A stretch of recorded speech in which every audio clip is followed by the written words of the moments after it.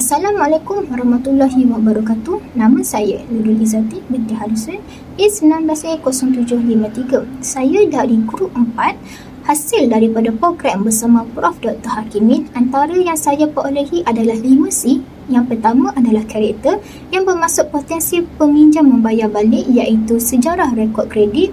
Yang kedua adalah kapasiti, iaitu pendedahan kredit pemohon yang bermaksud jumlah peminjam sedia ada. Yang ketiga adalah capital, iaitu komitmen peminjam dalam perniagaan seperti jumlah modal.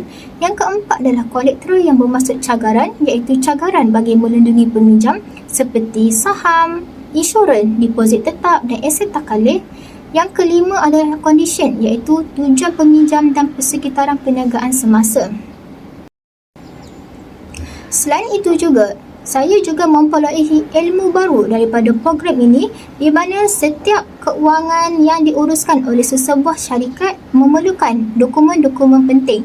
Antaranya adalah aliran tunai atau buku tunai, penyata untung rugi dan lembaran imbangan. Hai, nama diberi Nurul Izzah binti Afsad, bermetrikkan nombor A19A0747. Perkara yang dipesan oleh Prof. Hakimin jika menjadi seorang usahawan atau ingin bercita-cita untuk menjadi usahawan adalah membuat penyata kewangan, termasuklah merekod aliran tunai keluar masuk dalam perniagaan. Kenapa usahawan tidak merekod aliran tunai? Antara punca utama mengapa usahawan tidak merekod aliran tunai adalah kerana mereka tiada masa. Ya, benar, saya setuju dengan pendapat ini. Saya juga pernah menjadi ejen sebuah produk kecantikan. Semua benda saya buat sendiri.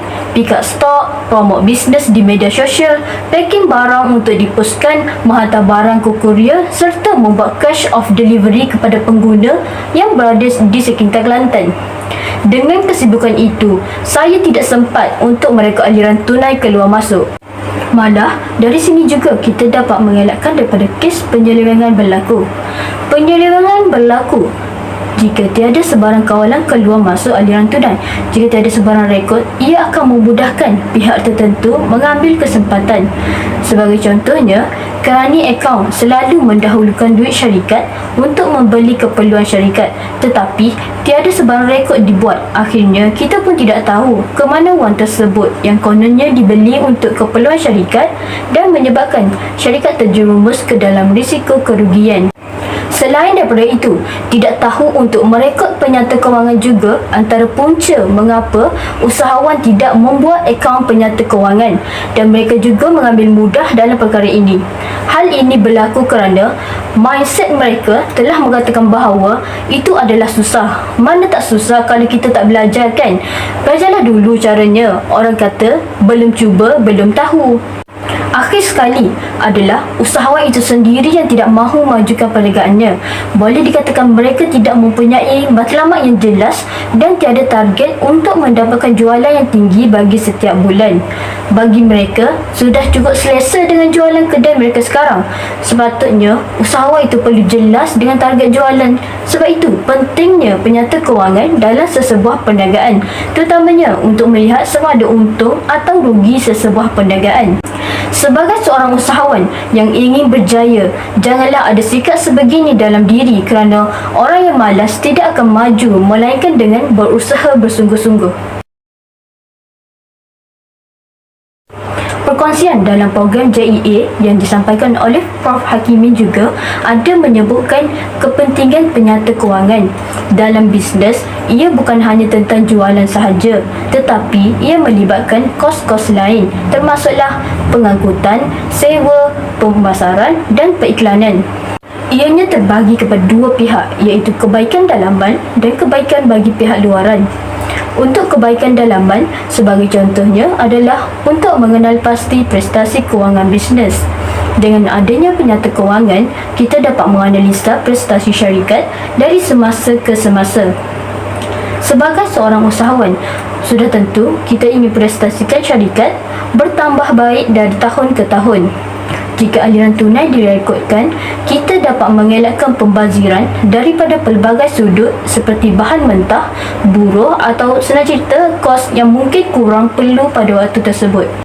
Malah, dari sini juga kita dapat mengelakkan daripada kes penyelewengan berlaku.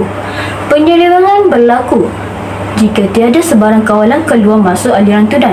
Jika tiada sebarang rekod, ia akan memudahkan pihak tertentu mengambil kesempatan. Sebagai contohnya, kerani akaun selalu mendahulukan duit syarikat untuk membeli keperluan syarikat, tetapi tiada sebarang rekod dibuat. Akhirnya, kita pun tidak tahu ke mana wang tersebut yang kononnya dibeli untuk keperluan syarikat dan menyebabkan syarikat terjerumus ke dalam risiko kerugian. Selain itu, risiko juga dapat dirancang. Dalam bisnes, memang kita ada untung dan ada juga rugi.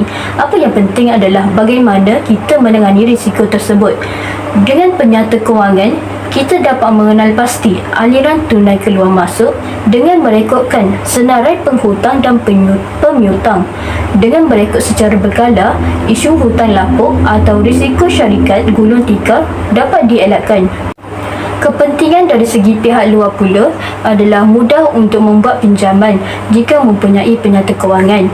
Sebagai seorang usahawan, kita pasti mempunyai matlamat untuk mengembangkan perniagaan. Dalam mencapai matlamat tersebut, mahu atau tidak, kita perlukan modal. Bukan semua orang ada tunai yang banyak. Jadi, pinjaman bank adalah satu pilihan yang boleh dipertimbangkan.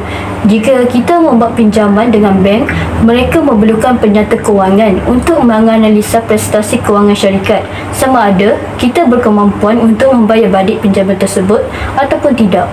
So, dengan adanya penyata kewangan, peluang untuk mendapatkan pinjaman adalah lebih tinggi.